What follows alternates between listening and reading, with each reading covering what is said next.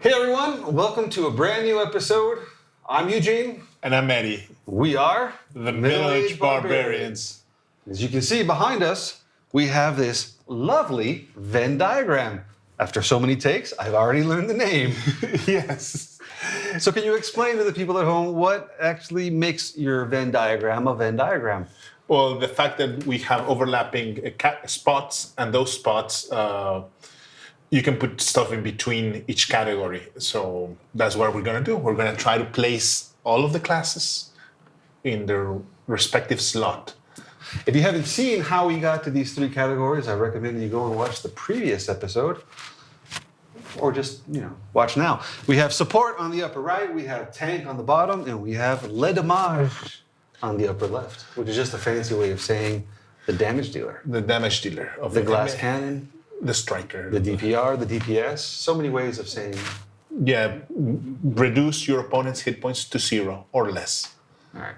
So we'll be taking names out of this super envelope given to us by our lovely producer at random, and we'll be discussing on how to put them up on that board.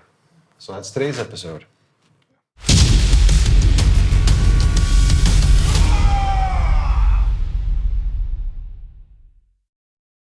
And we're back. All right. So let's shake it up.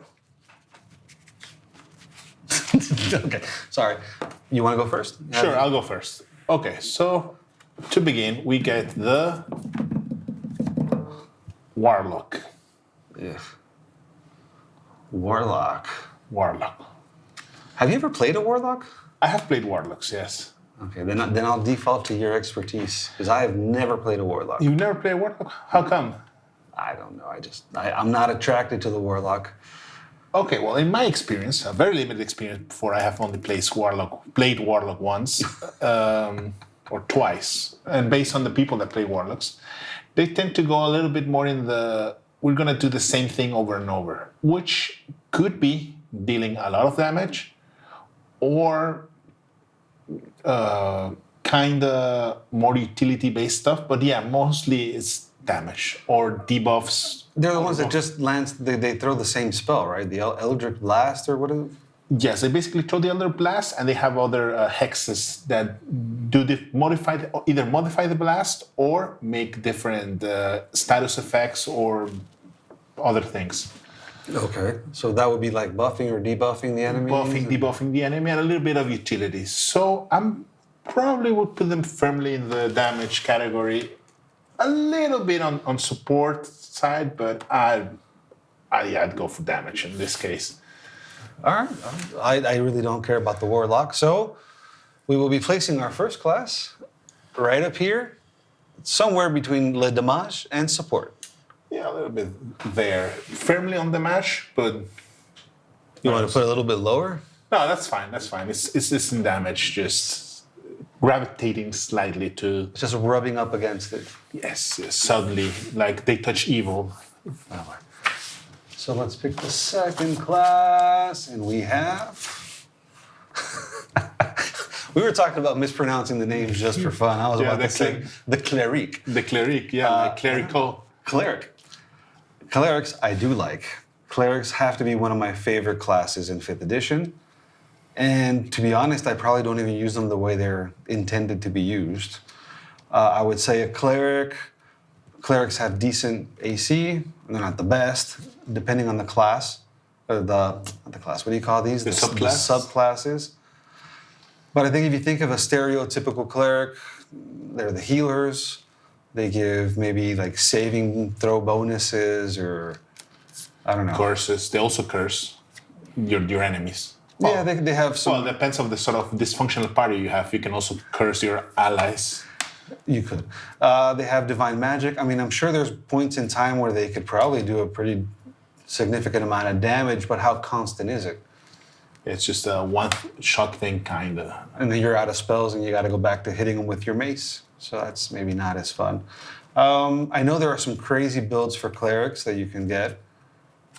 Maybe someday we'll talk about that. But I propose that we throw a cleric. I say they go somewhere between support, maybe rubbing up on a tank.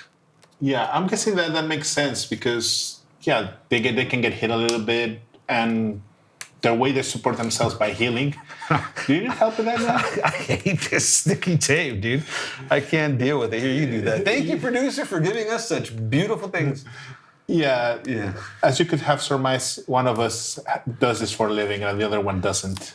There you go. Oh, you bend it. Yeah, good job. No. Yeah, I'll All right, so support, healing, tank. Yeah, I'll put them right in the middle. Right in the middle.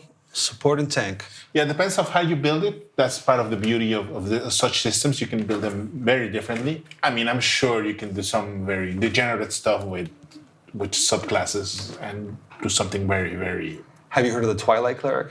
Yes, I have. That's beautiful. I love Twilight Clerics. All right, so what's next? Warlock Cleric? That's also a flavor win. Oh, yeah, it's my turn. Okay, so here. This is the fighter. Ooh. One of the most maligned and also loved classes in a way. Why would you say maligned? Well, they've been accused of being simple. But the 5th edition does fix a lot of the issues that I've remember from previous edition. They're more mechanically interesting and varied nowadays, in my opinion. Now, well, you think fighter, you would think damage dealer.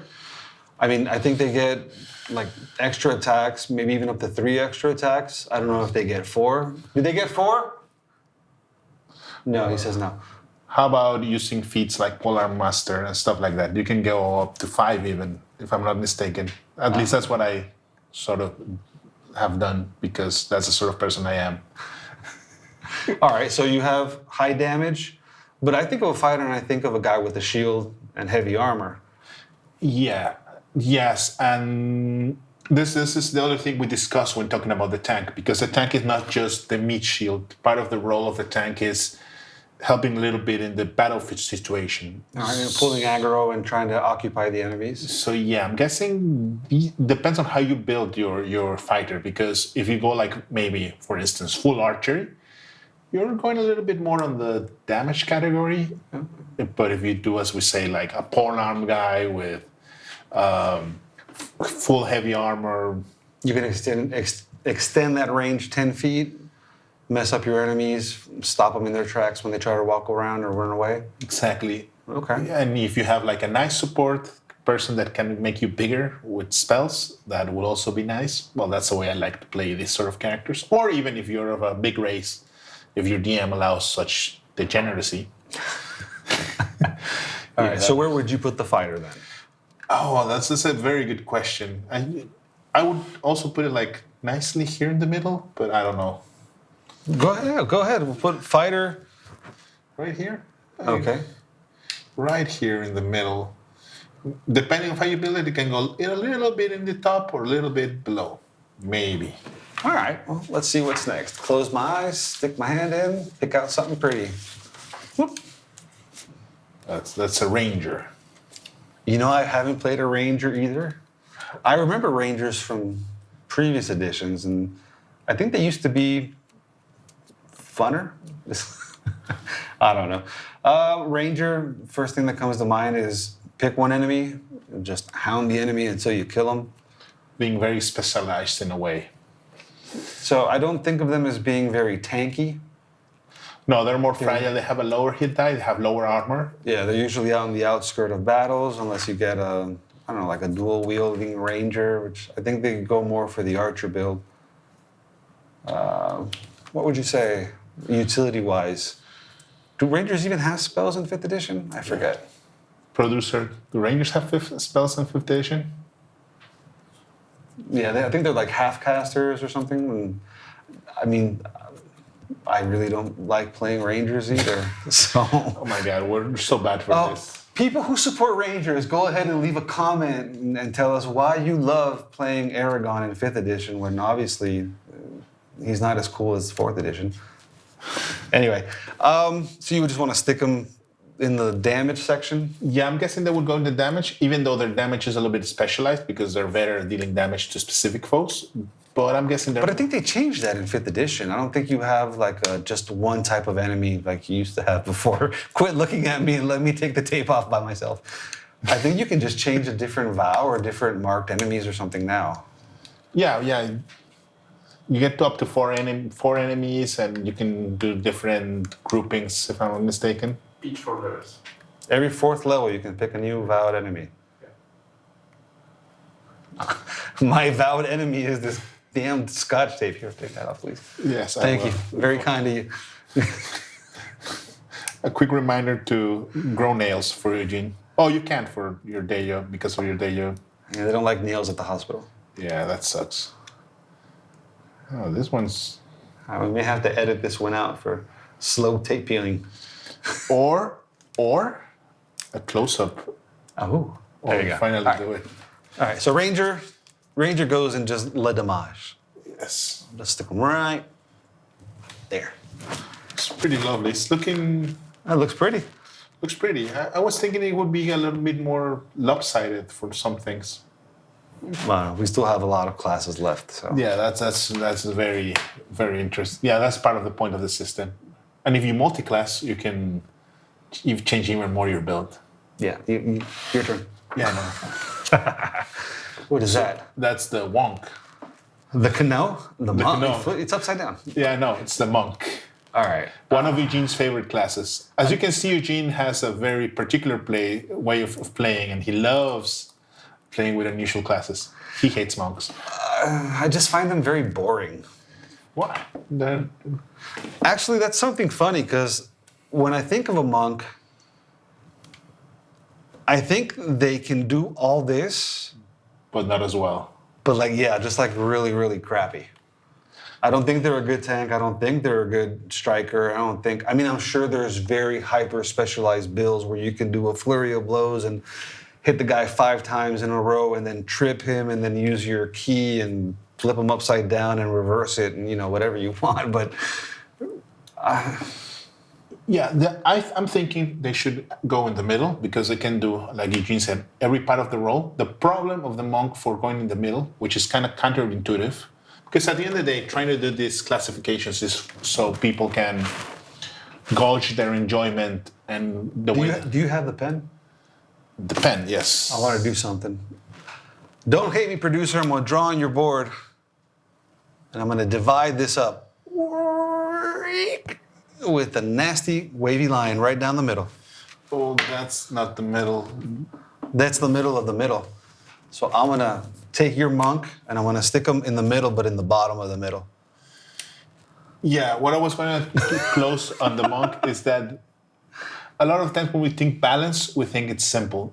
And that's the main problem with the monk. It's rather complicated to use sometimes because you can do a lot of stuff and it's not as straightforward. So that's also what I'm guessing doesn't work as much for you.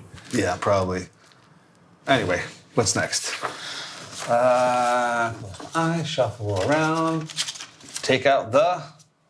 now this. Chef Kiss, baby. That's my favorite. One of my favorites. The rogue. I love rogues, man. Why do you like about rogues? How they work for you? Just a rogue is the quintessential sneaky, get behind you, ballista in the back, and that's a geek reference. If you know what I'm talking about, let us know. You can backstab with the ballista. You know that? Yes, I know. No, the rogue, I think, has like the greater skill selection. He has a bunch of skill options at the beginning. You can play them very... you can be the thug and just, knock people out and extort, or you can be like a cat burglar, or you can be a very suave and convince people and use skills that you like, and you can roleplay a lot with the rogue. And then the combat. Yeah. But combat-wise, just get that sweet, sweet backstab damage. Yeah, I'm guessing it. And they're squishy, so they're pretty much the quintessential damage dealer. Oh, yeah, I'd put them right there above the ranger. Straight into le damage. Yeah, definitely. You're mainly in combat. You're mainly about dealing damage, although there could be an argument to send them a little bit over there because their skills put them a little bit on the support role because they do different stuff and they can finish combat not just by damage. But if you don't finish combat by damage being a rogue, then you're not being a proper rogue. I guess. You're probably using your skills more to start combat than to end it. Well, I mean, you could be some sort of weird pacifist rogue and just sneak away and hide and not even participate. But Disarm your opponents by stealing their weapons the day before. no. Anyway, how many we got now? We've got 6. Maybe almost halfway through. What's next? Well, let's do one more and let's take a little break. All right, you're up. Yes, I'm up. Okay, the Sorcerer, the loveliest of arcane casters. And this is your stuff. This is your jam, your characters. Yes, I do like playing with Sorcerer. I do like playing the fact that role-playing wise, using charisma as your spellcasting abilities justifies you being a little bit haughty, a little bit saucy, a little bit different. A little bit of a jerk. Yes, a little bit of a jerk. That makes sense. Yeah, I try to be nice in daily life. How about a little bit of escapism and doing something different with that? But how do we fight with the Sorcerer? Well, I mean, sorcerers, you can't use much armor, so you're quite squishy. I like that word. They don't have a high hit point threshold, so they're not a tank. Would you consider them? I mean, I think they're like a damage utility dealer, like a. I put them even like more in the middle of a Warlock because I'm sure I think they have a better spell selection. Yes, well, as usual, depends on your build. You can focus a lot on the damage dealing spells, or you can focus on having a little bit of utility besides your spellcasting ability. It's your damage dealing spellcasting ability. So yeah, they probably work in the middle rather than going to either side. But as usual, depending on how you build them, I mean, you can even try to focus a little bit more on combat, depending on what spells you choose. You can make them a higher damage dealing, or just even buffer, debuffer. You can choose to use spells like grease, like web, and alter the battlefield. All right. So, well, yeah, let's put them in the middle. Just make this a little bit overpopulated. Remember, the Warlock is a little bit more on the damage side rather than right in the middle. You want to move them over? You won't be able to. Oh, no. Yeah, I recognize the sort of tip it is. That's going to be interesting to move after we're finished. The Warlock can stay right there. Yes. Well, we're right at the middle of the classes, and we've taken quite a bit of time, more than we expected. So we're going to finish them up in our next episode. Yeah, so make sure to be subscribed so you don't miss the next episode where we finish our wonderful Venn diagram of MOBA D&D 5e. Anyway, it's a lot of letters. Yeah, we'll have to. I don't know anymore, man. I just don't know. All right, leave a like, comment, subscribe. If you have any complaints, please let us know. We'll send them straight to the evil producer. Until next episode, rage responsibly. See you then. Roll the dice! Bring it!